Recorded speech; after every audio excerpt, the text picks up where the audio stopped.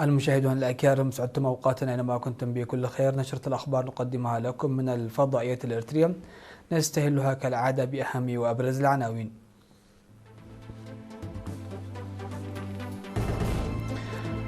فخامة الرئيس أفورقي يفتتح رسميا مهرجان إريتريا لعام 2026. كلية مينفع للهندسة والتكنولوجيا تخرج 297 طالب بالبكالوريوس والدبلوم. وفد إريتريا يشارك في اجتماع مجلس وزراء الدول الإفريقية والكاريبي والمحيط الهادي. الجيش الأمريكي ينهي ليلة سابعة من الضربات ضد إيران ويعلن إصابة 13 من جنوده. حرائق غابات في كندا تلقي بظلالها على كأس العالم. وزلزالان يضربان ولايتي أوريغون الأمريكية وغيريرو المكسيكية. أهلا بكم. افتتح فخامة الرئيس أفورقي رسميا مهرجان إريتريا لعام 2026 قبل الظهر اليوم السبت 18 من يوليو.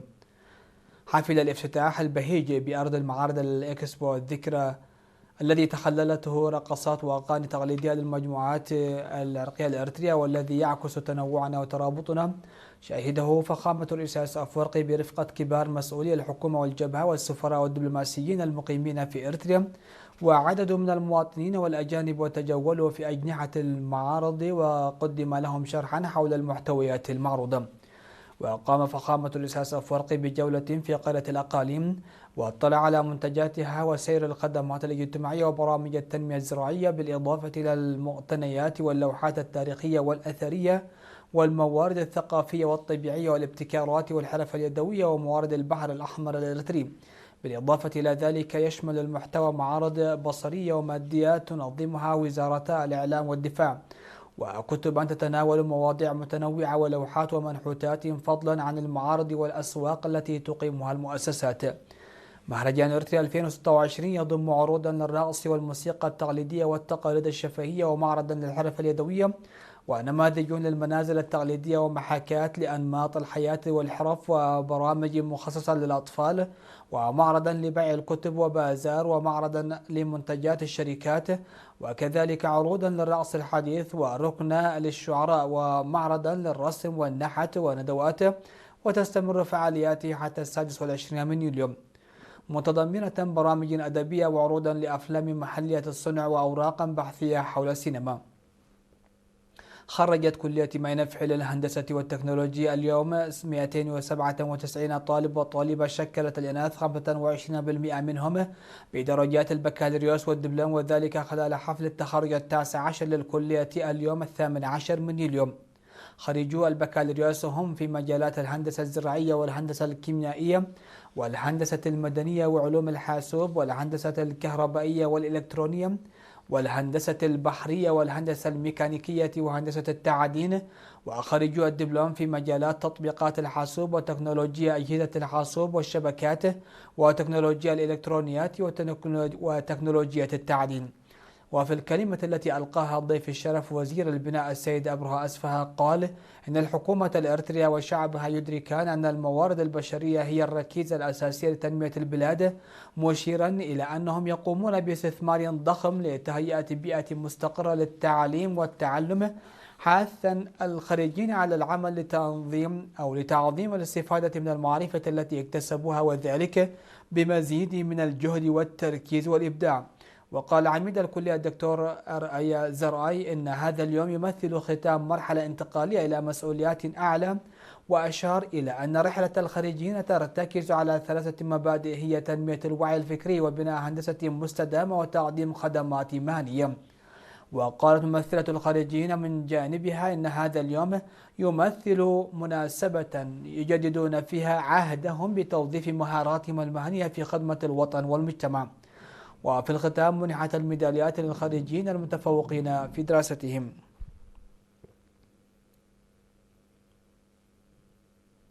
شارك وفد إريتري برئاسة سفير إريتريا لدى الاتحاد الأوروبي ودول البنكلوس السيد نجاسي كاسا في الاجتماع 121 لمجلس وزراء أفريقيا والكاريبي والمحيط الهادي الذي عقد في بروكسل بلجيكا في 15 و16 من يوليو. وترأس الاجتماع الدوري نصف السنوي الذي شاركت فيها أكثر من 65 دولة الرئيس الحالي للمنظمة وزير المالية والاقتصاد في غامبيا السيد سيدي كيتا. وقد ركز المجتمعون في مداولاتهم على تعزيز القدرة المالية الضعيفة للمنظمة ومراجعة رسوم الدول الأعضاء الجديدة في عام 2017، فضلا عن تعزيز الشراكات متعددة الأطراف مع الشركاء الاستراتيجيين. وخلال مناقشات الوضع المالي للمنظمة، صرح الوفد الإريتري بأن المنظمة لا يمكنها المشاركة على قدم المساواة في شراكاتها مع الاتحاد الأوروبي ما لم تكن تتمتع بالاكتفاء الذاتي وتمتلك سياساتها الخاصة، داعيا الدول الأعضاء إلى سداد مساهماتها السنوية في الموعد المحدد. وفي الختام، أقر مجلس وزراء دول أفريقيا ومنطقة البحر الكاريبي والمحيط الهادي قرارات لدعمه في أنشطته. قال خريجو كلية حمل الموارد الزراعية أنهم سيعملون بجد لضمان الأمن الغذائي. ففي تصريحات أدلوا بها لوكالة الأنباء الإريترية، تعهدوا بالعمل بجد مستعينين بالدروس العملية والنظرية التي تلقوها في الكلية لتحديث أساليب الزراعة التقليدية التي يتبعها مزارعو البلاد، وذلك بهدف زيادة الإنتاجية من حيث الجودة والكمية. وأشاروا إلى العمل مع المزارعين في ظل عصر العلم والتكنولوجيا الحالي لاستنباط محاصيل مقاومة للجفاف ونقص الأمطار، وتطوير الزراعة المروية مع الحفاظ على المياه والتربة وضمان توفير غذاء آمن ومغذي للجميع، وتأمين إمدادات الخضروات والفواكه في الأسواق، وتنفيذ برامج التشجير وإعادة التشجير بالإضافة إلى ضمان صحة الحيوانات. من جانبهم، شجع أولياء الأمور الخريجين على العمل بجد لخدمة شعبهم ووطنهم ولأجل أنفسهم. وفي الختام، أعرب الخريجون عن امتنانهم للشعب والحكومة على ما قدموه من مساعدة وعلى البيئة التعليمية المستقرة التي وفروها، مؤكدين بأن ذلك يشعرهم بمزيد من المسؤولية وسيعملون بجد أكبر. وقد خرجت كلية حمل الموارد الزراعية 375 طالب بمن فيهم 20 طبيبا بيطريا، وذلك خلال حفل تخرجها 19 في 16 من يوليو الجاري.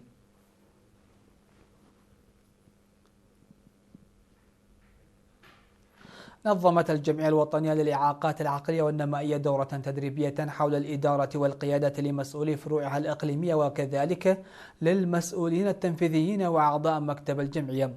وصرح السيد يعقوب هيلي مسؤول قسم تنمية الموارد البشرية في الجمعية إن التدريب تناول مفاهيم الإدارة العامة وأهمية تخطيط العمل وأساليب التحضير والتواصل الفعال وأخلاقيات العمل والتعامل مع الوثائق وإدارتها، والإدارة المالية وإدارة الممتلكات وتسوية النزاعات في مكان العمل.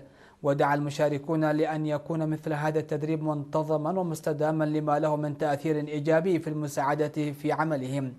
وفي الكلمة الختامية التي ألقتها بالمناسبة، صرحت رئيسة الجمعية السيدة يبره ألم يعبيو بأن البرامج التدريبية التي تنظم في جميع الأقاليم تشكل حجر الزاوية للجهود الرامية إلى ضمان تقديم خدمات فعالة وشاملة على مستوى الجمعية، مذكرة المتدربين على تطوير المعارف التي اكتسبوها من خلال العمل.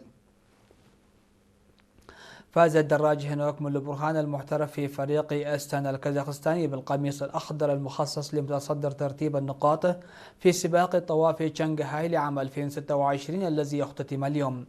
وأنهى هنوك المرحلة الثامنة والأخيرة التي امتدت لمسافة 146 كيلومترا في المركز السادس ليفوز بسباق النقاط برصيد 63 نقطة. وحل هنوك الذي جاء في المركز الأول في المرحلة الثالثة في المركز الثالث أيضا في الترتيب العام للسباق بفارق 15 ثانية خلف الإكوادوري جوناثان كليفر كايسيدو الفائز بالسباق، وتحصل على 140 نقطة من قبل UCI. كما تصدر هينوك العناوين بحلوله في المركز الثالث في سباق بطل المرتفعات برصيد 16 نقطة، وصعد إلى منصة التتويج مرتديا القمصان الثلاث. وقد أنهى بطل إفريقيا للدراجات الدراج الأولمبي مرهاوي قدوس المحترف في نادي يورغوس الإسباني السباق في المركز 37 دون أن يفقد أي وقت. ويعد طواف شنغهاي في الصين أكبر حدث لسباقات الدراجات الهوائية في آسيا. مشاهدينا، كانت هذه حصيلة الأنباء على الصعيد المحلي. فاصل قصير من ثم نعود لمتابعة الأنباء على الصعيد العالمي.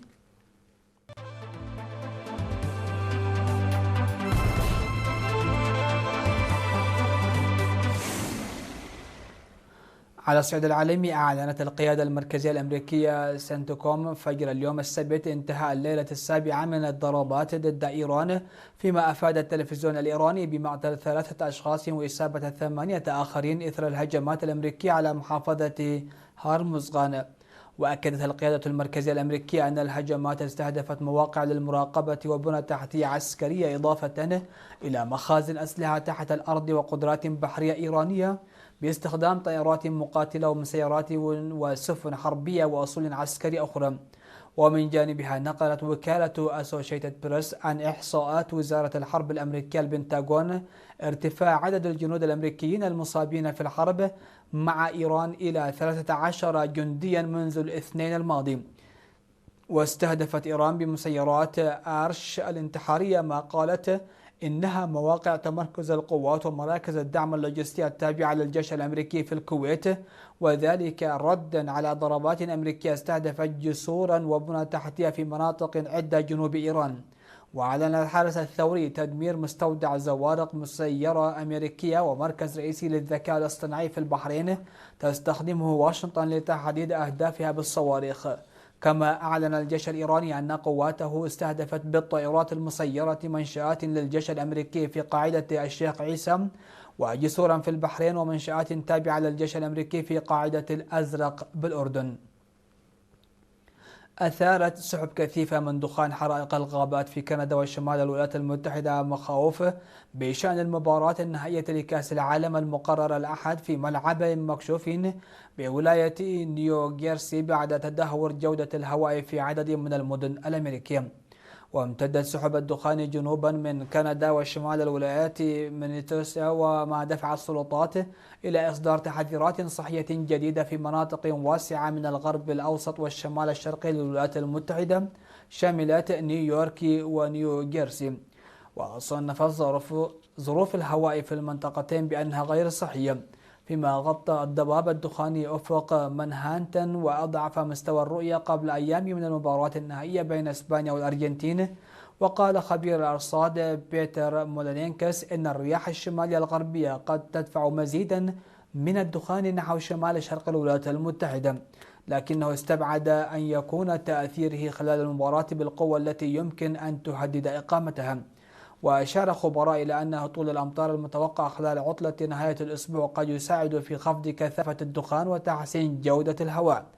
وفي كندا، أعلنت السلطات أن أكثر من 200 حريق ما تزال خارج السيطرة، خصوصا في مقاطعة أونتاريو، فيما شن الرئيس الأمريكي دونالد ترامب هجوما على الحكومة الكندية واعتبر انتقال الدخان إلى الولايات المتحدة أمرا غير مقبول. وقع زلزالان في كل من الولايات المتحدة والمكسيك بلغت قوتهما على التوالي 6 و4.9 درجات على المقياس ريختر وفق ما أعلنته السلطات البلدين. وأفادت هيئة المسح الجيولوجية الأمريكية في بيان صدر صباح الجمعة بأن الزلزال وقع قبالة سواحل ولاية أوريغون على بعد 295 كيلومتر غرب مدينة باندون بالولاية. وأوضحت الهيئة أن قوة الزلزال بلغ 6 درجات على مقياس ريختر وعلى عمق 10 كيلومترات.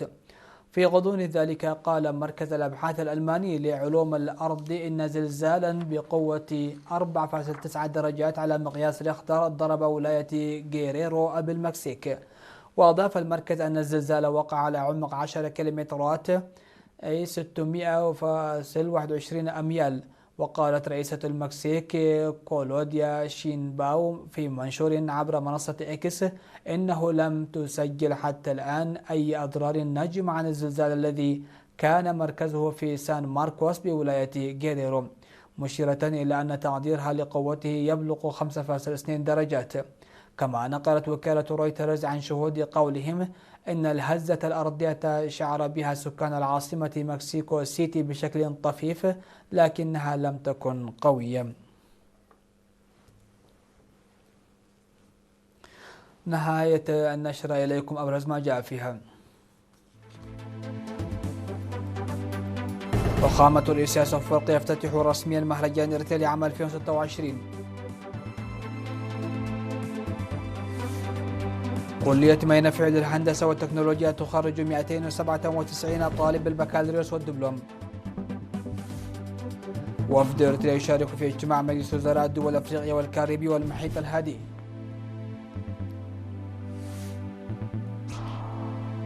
الجيش الأمريكي ينهي ليلة سابعة من الضربات ضد إيران ويعلن إصابة 13 من جنوده. حرائق غابات في كندا تلقي بظلالها على كأس العالم.